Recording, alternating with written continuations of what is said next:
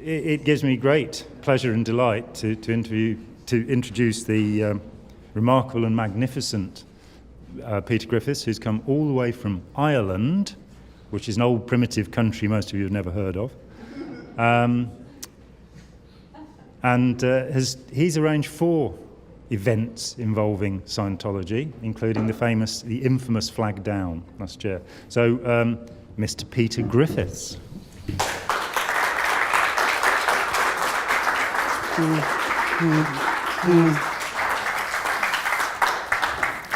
Good morning, Toronto. How are you all?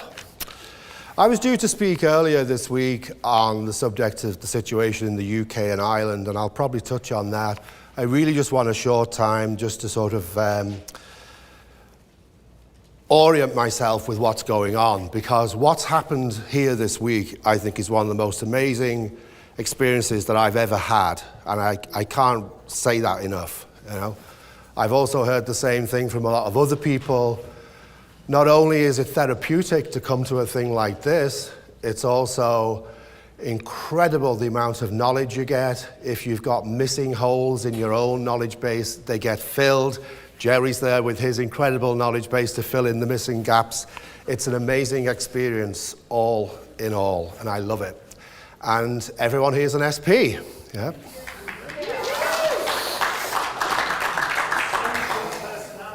You said it. And that includes any academics who are here as well. You do not escape the label SP, because as you probably all know, the SPs are essentially anybody who opposed Hubbard, from the police to the tax agencies, the FBI, the CIA, academia, how dare you write about my subject, the medical profession, and the list goes on. You all know it. But everyone here is an SP. And the reason for that, quite simply, is because we do what Jerry says, and that's simply tell the truth about L. Ron Hubbard and Scientology. So, in addition to that, we also are here because we care about them. It's not that we hate them, we actually care enough to continue to tell the truth about L. Ron Hubbard and Scientology, because we care, we want to see them realize what we now know. Would you like other people to have the knowledge and gains you now have? Oh, yes. So, what I was going to do is just talk a little bit about how when you are an SP, you're actually a very, very brave person, because in addition to caring about them, you also have complete disregard for your own safety, because you know what happens when you speak out about them, right? Can be lied, sued, tricked, or destroyed. I've had the first 3, and it's going on right now in my life. The last one is not going to happen. So this piece of paper is something that was given to Jim, an academic, and it's all about me, and it was given prior to the conference. It starts off with a photograph of me semi-naked. This is given by Scientology, right? So they're posting semi-naked photographs of me all around the world. Now, is that being lied, sued, tricked? I don't know, it's one of those. There's a story behind it, which I quickly want to say, and I want it on the record. And that is, in Las Vegas 2 or 3 years ago, Prince Harry, the English prince, was in a hotel room with 2 girls, and they were all naked, and they got photographed. And I'm not a royalist by any means, far from it. However, I felt a young man in Vegas with 2 naked girls, where's the issue? You know? Right. Then I spotted on Facebook a little group that had started with 20,000 participants. Take a naked photograph of yourself in support of Prince Harry. And I thought, what a great idea, you know? I could even do it now, right? But, you know, I won't. Save you that one. But, like, I'm a believer in freedom of speech and also, like, privacy issues. And I think the invasion of privacy, a young man in Vegas, come on, you know? So that's why I took the photograph. At the time, I think 20,000 other people had done the same thing, and I think now it's up to about 40,000. So I'm not the only one. However, to OSA, that's ammo we can use against the guy. So it follows on with just a few lines Pete Griffiths, that's me, they got that right, except my mom still calls me Peter, is an anti-Scientologist. That is not true. I am not an anti-Scientologist. I don't hate them. I love those guys enough to put my reputation, and even, is it too extreme to say life? No, it's not. So yeah, you put a lot on the line to help those guys. So I'm not an anti-Scientologist. I care enough about them to take the risk of being attacked. Here we go. In Ireland, that bit's true. Member of the hate group Anonymous, absolutely untrue. I'm going to say no more about that. He was briefly a staff member at a Church of Scientology in Sunderland. 3 years. Is that briefly? Depends how you look at it. Over a millennium, yeah. But when you're there, when your wife and newly born child is starving, when your wife's pregnant and you're wondering why is she eating enough, I don't know. When we're actually paying a babysitter so we can go into the org and get no pay. I don't know how we did it, but I know I lost a house along the way, so. Yeah, I was there for 3 years, and it was 3 years of hell. I was lied to get in. Oh, we're back to the whole lied to thing again. Right. That's fair game before I was even an SP. It then goes on to say I was dismissed following an unauthorized departure. That's a blow. You all know the language. And yes, I wasn't dismissed, though. I'd already dismissed myself. But anyway, it gets even better. In 1990, he paid a debt to the Sunderland Church with a check that bounced. That's terrible, isn't it? It's also partially true, like a lot of this stuff, you know? There's a woman, and I'll name her, Lizzie Calcioli. She's the daughter of David Gaiman and sister of Neil Gaiman. She's a very highly placed Scientologist in the United Kingdom. At one time, she was bragging, or it was bragged on her behalf, top FSM. She makes a lot of money for herself by taking money from other people and giving it to Scientology. She paid a visit to me after I'd blown, because I was still talking to them. Like, I'd blown, but I was still talking, so the lines weren't exactly cut. And she came, and we sat down, and I think 6 hours into this interview, lots of cups of tea, she was starting to, like, melt a little bit, and said, you know, before I came here, I clay demoed this. And I'm like, what, really? And for those of you who don't know, a clay demo is something you do in Scientology where you have a situation and you make a little model of it in clay. So, you know, she'd have done a little me and a little my wallet and a little her, you know. Did she do the car, driving all the way? Because I was on the other side of the UK at the time. And I think after about 6 or 7 hours, I said, well, do you know something?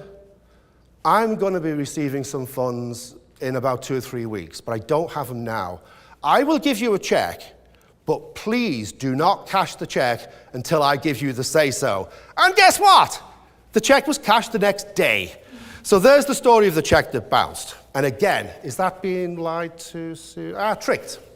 Gotcha. So he has organized hate conferences at which other members of Anonymous, and I've already explained that, spew their anti-religious bigotry. So it's not like this conference then, right?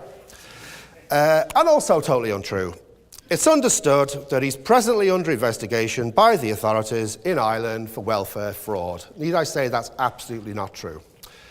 So basically, that's really all I wanted to say. This probably will become a court document, and now that it's on the record, I feel quite happy, and I'm happy to end right there. So thank you.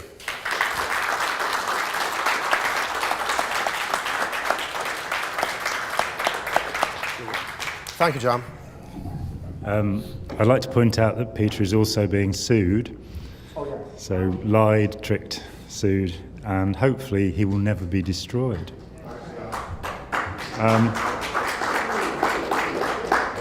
I'd like to echo what I've heard so many people say. It's such a privilege to be here. We're now, is Sasha, are you there? Unfortunately, Jerry and Pete and I are not the only people to have been libelled. Oh, and now I'm going to have to think of something to say while Sasha has a microphone. I have to do mine first. Yeah, I understand this. So sing a little song or something? Little dance, maybe?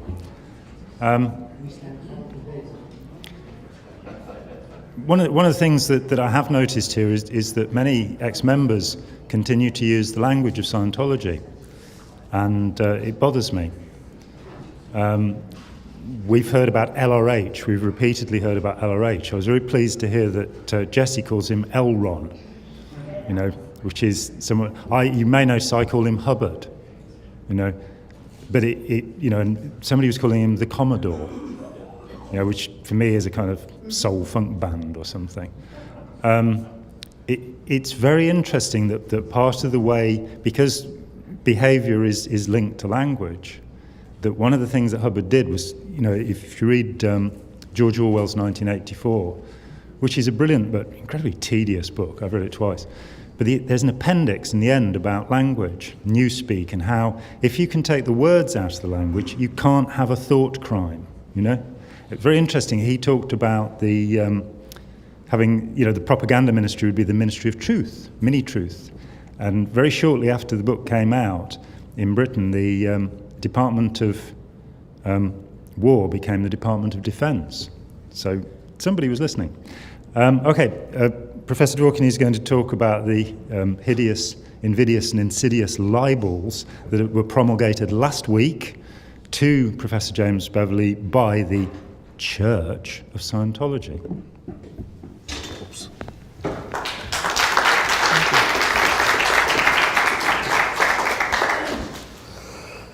Oh, good morning to everybody, and actually what has been given to Professor Beverley is just part of enormous amount of lie and slander that Scientology propagates about me.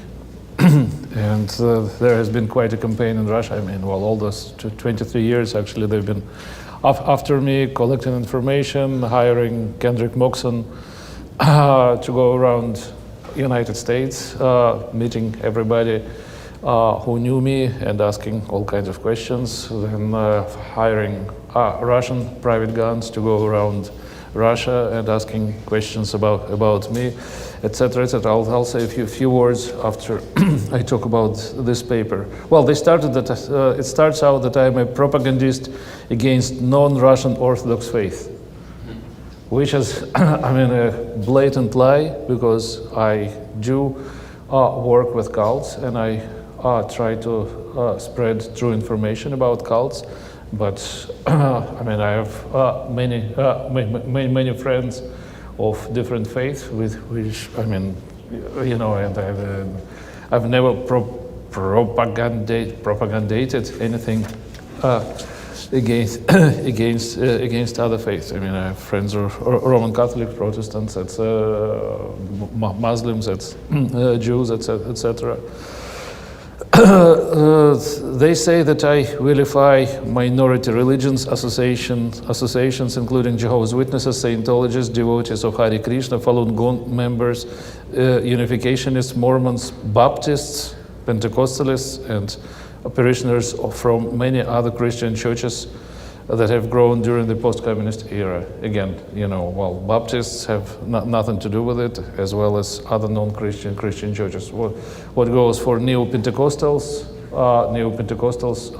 as far as I know, and I believe they are a cult that destroy people. Prosperity theology, people falling down, screaming, their pastors manipulating them, etc. And of course, yes, I have lots of victims from them whom I help. Then they bring out, I have to choose few things because it's 5 pages, so there is not there is not enough time. But I just choose few things. For example, they say that I lie about Hare Krishnas. Dvorkin regularly accuses members of religions he disfavors of horrible crimes, yet he cannot back up his statements with any facts. For example, they say that I said in 2001 a member of Moscow ashram, of Hare Krishna ashram, raped an 11-year-old girl during a month. Well, that's what was done. and the guy was sentenced. So I mean, and I have his mother, the girl's mother came to me complaining that what happened in Hare Krishna with the Hare Krishna fellow, and she was all devastated, and she came to Hare Krishna's ashram. She didn't know what to do, and she told them that they said, "How much money do you want? How much money? You know, well, just name the sum, we'll pay it to you, and we'll punish him ourselves." And then she came to me, and I said, well, and we together wrote a report to police, and the guy was prosecuted. They say also that in Tuva, a person who called himself an adept of Krishna cut the head off of an Orthodox priest. Yes, it did happen. Hare Krishna killed a priest in Siberia and cut off his head in the middle of the night and walked with the head into the church and put it in the middle, upon the altar. So these are hard facts. And then they quote my other answer to Moscow prosecutor's office, that at present I do not have proven data that leaders of members of Society for Consciousness of Krishna in Moscow City committed any criminal unlawful acts. Yes, that was several years later. They complained, Hare Krishna's complained to Moscow prosecutor's office that I talked about their crimes, and they called me in and asked whether I knew about crimes committed in Moscow within last year. And I said that, well, I do not have proven facts about crimes committed in Moscow for last year. So they took it out of context. I mean, it doesn't mean that I contradict other facts that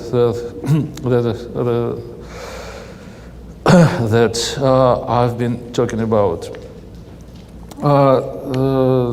Well, then they quote all kind of slanderous articles about me and complain about my being elected to the head of Religious Experts Council of Ministry of Justice. Well, let them complain about it, okay. As usual, Mr. Dvorkin accusations were wild and fanciful, designed to stigmatize a group of few discriminatory measures by local officials. For example, Mr. Dvorkin repeatedly stated that Scientology is a secret organization affiliated with the CIA.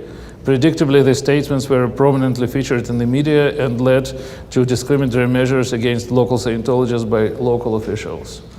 Well, whatever was done, but I could repeat it, that I do believe, to the best of my knowledge, that the organization of Scientology, the cult of Scientology, is cooperating with the CIA.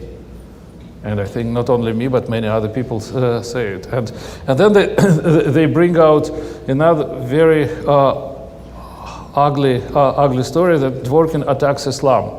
And they talk about a talk I gave in February 2013 in the city of Archangel, north of Russia, about the origins of Islam. That's what happened. You know, at that time, a recent book by his historian Tom Holland came out, and I was probably the first person in Russia who read it. It's in English, of course, and it hasn't been translated into Russian. And as I was lecturing in Archangel, I was invited to a local university, to like a students' intellectual club, and I was asked to talk on the topic of my choice. So I thought that the book was very interesting because it gives new ideas about the origin of Islam, and I spoke about this book, and I clearly stated that this, well, the book came out by Tom Holland. By the way, Jim had read it and liked it a lot, and that's what he says. It was filmed and put on YouTube.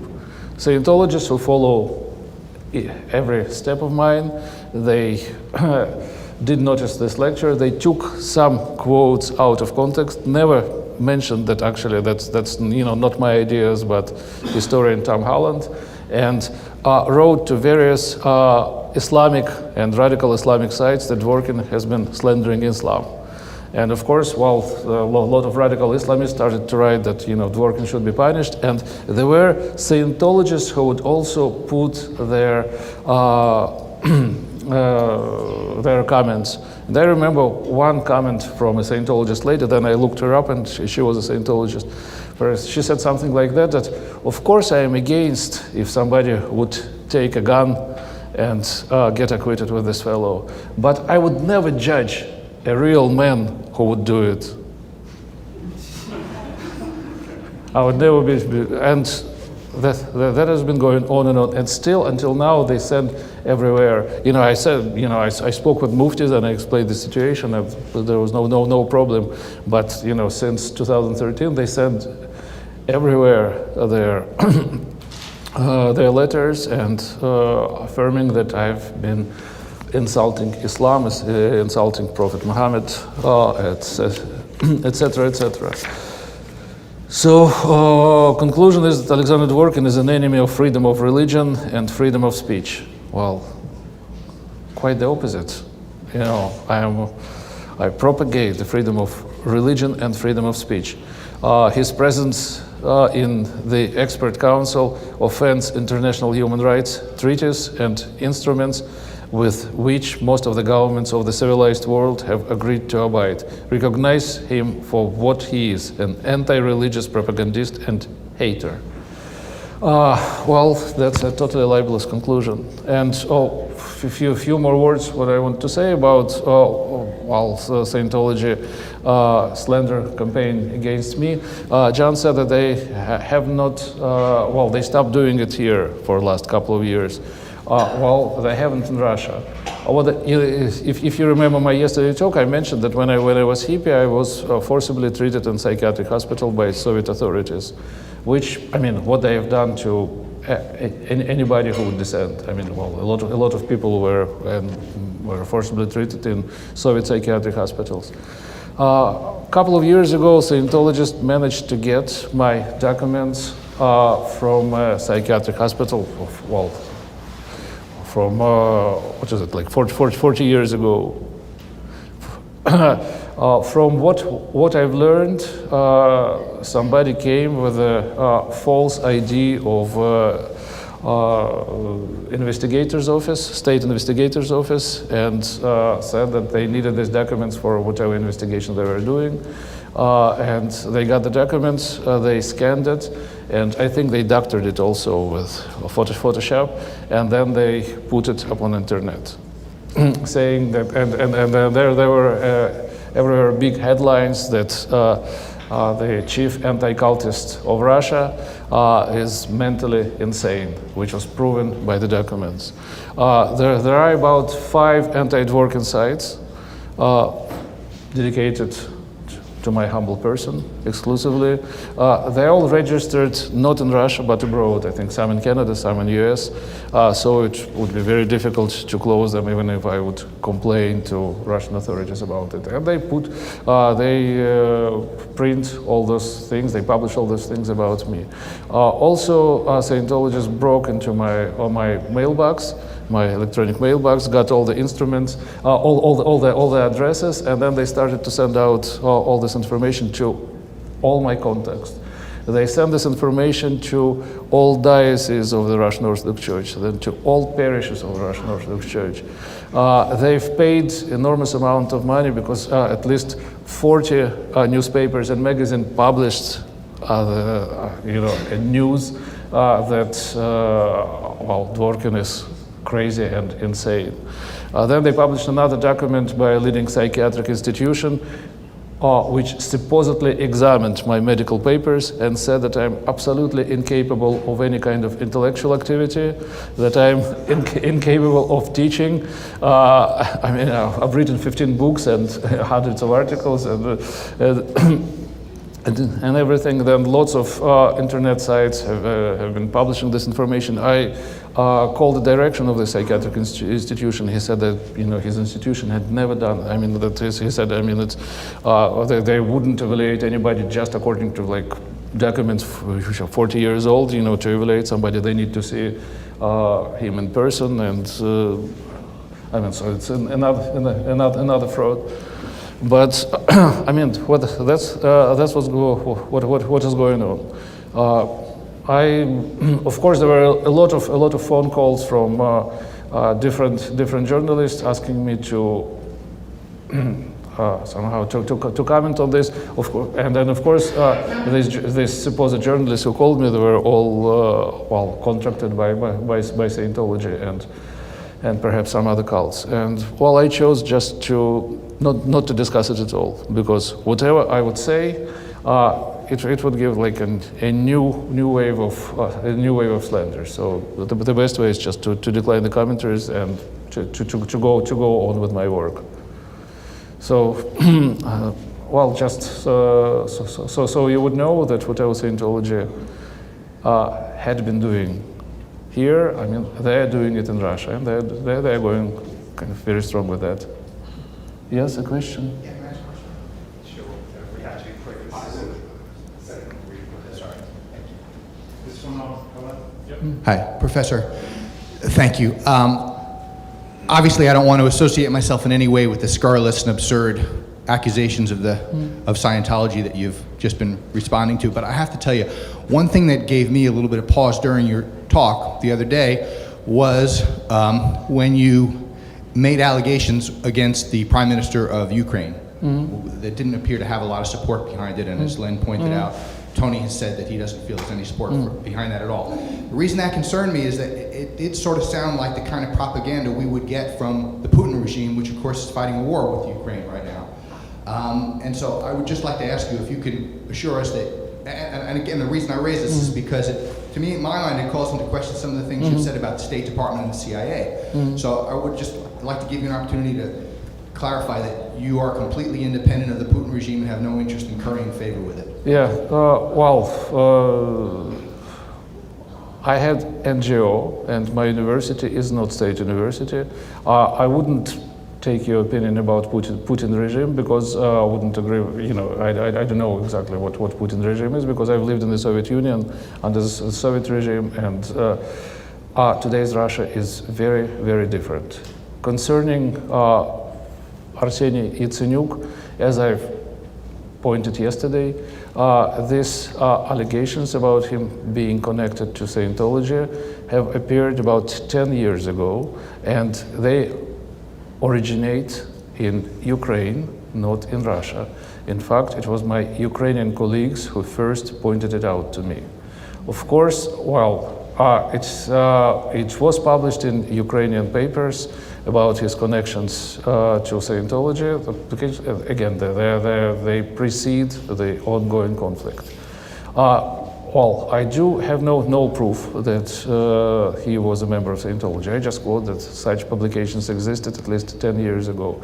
As well as Tony Ortega also doesn't have any proof that he hasn't been a member of Scientology.